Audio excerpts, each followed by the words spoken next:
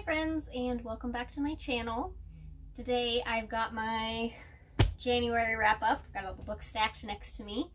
It's quite a doozy, but let's just dive on in.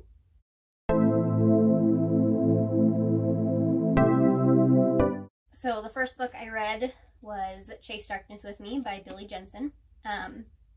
I've started listening to the Murder Squad podcast over end of the summer, which is Billy Jensen and Paul Holes, and they kind of dive into cold cases and then give the readers a job for each week to try and find out who the victim was or who killed them or whatever. And so I was very interested in his book, so I decided to start 2021 off on a good note, I guess, with some true crime. So I did Chase Darkness With Me. It wasn't entirely what I expected. I thought it was going to be a little bit more of actual cases, and that's not quite what it was. It was kind of more of a biography of Billy himself, but it was still really good and I still did really enjoy it. So if you are looking for a true crime to kind of ease yourself into the genre, this one might be a good one because it's less of the gritty, gruesome murders and more of I realized that I don't like having to question people who have just been through something traumatic, and I'd rather actually solve mysteries, and that's what Billy Jensen was all about. Then I continued my true crime foray with I'll Be Gone in the Dark by Michelle McNamara. This was another 5-star read, just like Chase Darkness With Me. And this was another one that I also picked up because of the Murder Squad, because both Billy Jensen and Paul Holes knew Michelle McNamara before she passed away. And Paul Holes worked with her in a little bit more of a professional sense because of the fact that he was one of the key investigators on the Golden State Killer, who was originally the original Night Stalker or East Area Rapist before Michelle came in and was like, hey, this is the same guy, I'm giving him one name, and she coined him the Golden State Killer, and that's the name that's really stuck. But this is her quest to find out who he was, and just kind of a overview of all of the things that he had done. And then about halfway through, it switches to Billy Jensen and what was his name? She called him the Kid. I can't remember. He was Michelle's assistant. Can't remember his name right now. But the end part is the two of them kind of taking all of Michelle's notes and combining it as much as possible, because she did pass away before she was able to actually figure out who the Golden State Killer was. And even before this book, by the time this book was published, they still didn't even know, because this was in 2018, and I don't think it was until 2019, maybe even 2020, before they finally figured out who the Golden State Killer was. And it might have been last year, because I know that there were some recent pictures of him at his trial, and he was wearing a mask because of COVID 2020. So they might not have even figured it out until last year, but this one was really interesting. Some of the descriptions of his attacks were absolutely terrifying, enough that I shouldn't have read it before bed, probably. And I actually, several nights, got in bed, was reading nice and comfy, and then I was like, I should make sure my door is locked. So I went down. I mean, we always lock the front door anyway, but it was still just I'm gonna double check, because you never know. So that was kind of scary, but also just a testament to how well she wrote the story, that I actually felt like there was maybe somebody in my house. Then I read These Violent Delights by Chloe Gong, which was yet another 5-star read so far, 3 for 3. But this is a retelling of Romeo and Juliet set in 1920s Shanghai, which is really cool because I've never really read anything set in the time period or the location, which was super cool. I don't like Romeo and Juliet. I think that it is just a very annoying story. I don't like the characters. I don't like that just the decisions that they make. It's definitely my least favorite of the Shakespeare plays, and I love Shakespeare. So I was a little bit nervous about that, but I'd heard really good things about this in December. So I was really excited that this was this was the Owl Crate book for December, because I'd seen a lot of people on Instagram talking about it. But it was actually a lot better than I thought it was going to be for being a Romeo and Juliet retelling. I really liked the characterizations in it, and the fact that as I was reading it, even though it's been 13 years since I've read Romeo and Juliet, because it was my freshman year of high school. Wow, that makes me feel really old. Even though it's been so long, I was still able to remember enough of it that when characters were introduced, I was like, okay, yeah, I remember who that is and what happens to them in the original play. And so it was really interesting to kind of see how things were changed or kept the same. And I'm very excited for the second book, which hopefully comes out sometime this year. I'm not actually sure. I have to check Goodreads. But I am excited for the sequel based on how this one ended. Then I did The Stranger Beside Me by Anne Rule. This one was another 5-star read.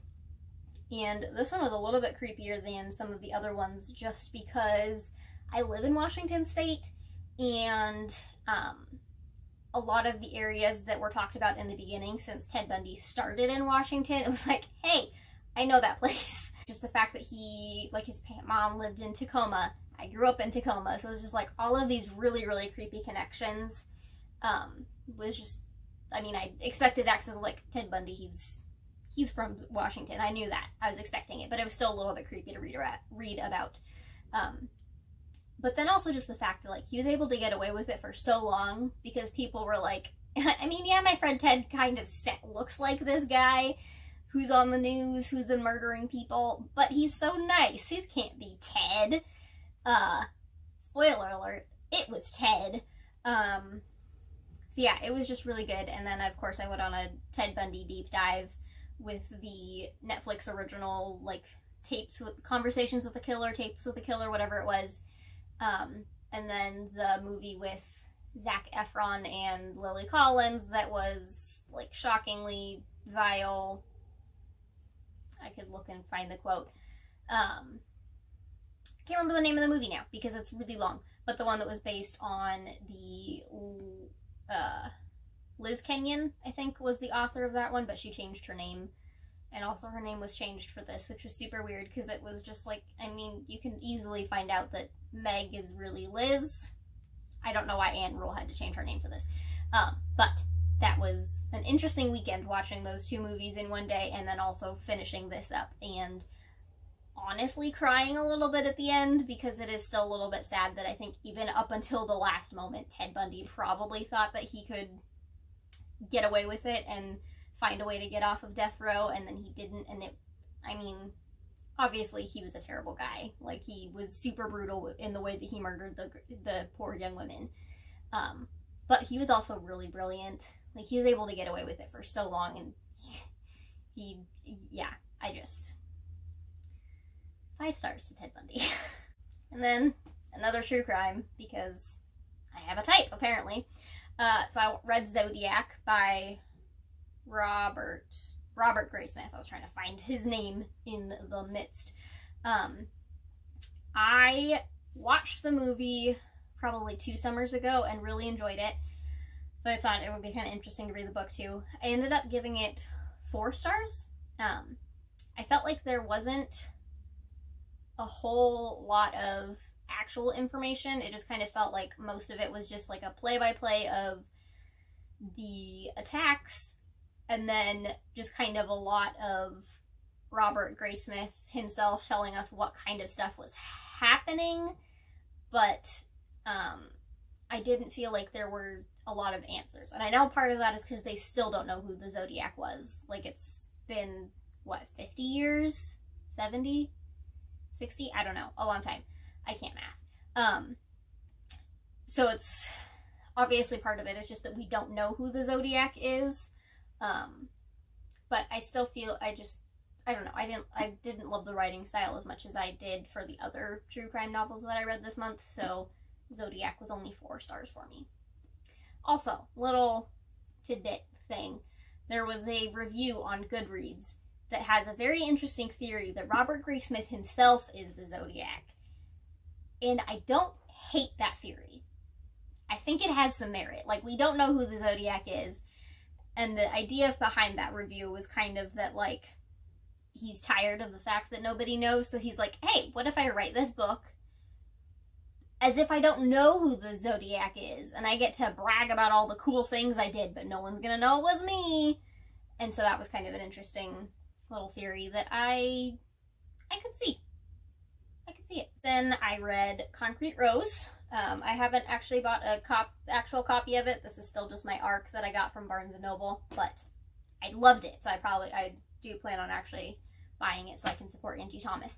But this was 5 stars. It was really, really, really good. And even though it had been probably 2 years since I read The Hate U Give, I remembered a little bit about Maverick, and so it was really nice to get to kind of see who he was when he was around the same age that Star is in The Hate U Give, and just get a little bit more of the backstory, because you get little snippets of it in The Hate U Give, and it was just really nice to see what Mav went through, and how Seven and Star come about, and yeah, it was just a really good story.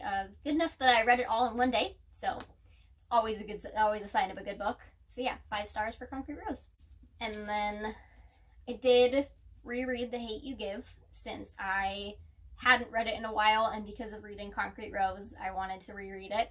This is actually the first book I reread this month, which was really good, because most of the time I reread a lot. So I was really proud of myself for making it probably halfway through the month before actually doing a reread, and it was only because of Concrete Rose, so it doesn't really count. But anyway, Hate U Give, 5 stars. It is an absolutely gorgeous story. It is just heartbreaking what Star goes through, and especially with all of the Black Lives Matter stuff in 2020 with the murder of Breonna Taylor and George Floyd, and just all of that. Like, it was really hitting home a lot more this time than I did the first time around I read it, because the first time I read it, I mean, obviously people were being killed because of the color of their skin, but there hadn't been as much national coverage on it, and so I didn't really know as much. But reading it this year, with all of the stuff that happened last year, it was just a lot more prevalent in my mind, and so it was like, yeah, this stuff really is happening. People are being killed because of the color of their skin, and that is not okay. And not that it was okay in 2018 when I read it the first time either. But it was just, I realized more just how much people who are not white like me, like, I don't even have to worry about that.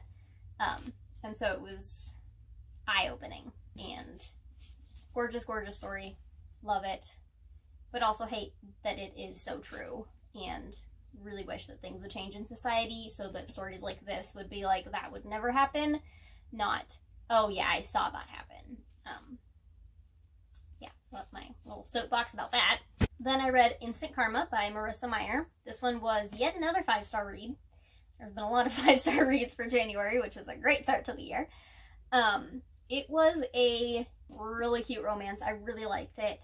I liked the relationship between Prue and Quint. God, now I forgot his name. Quint, not Quint. Quint.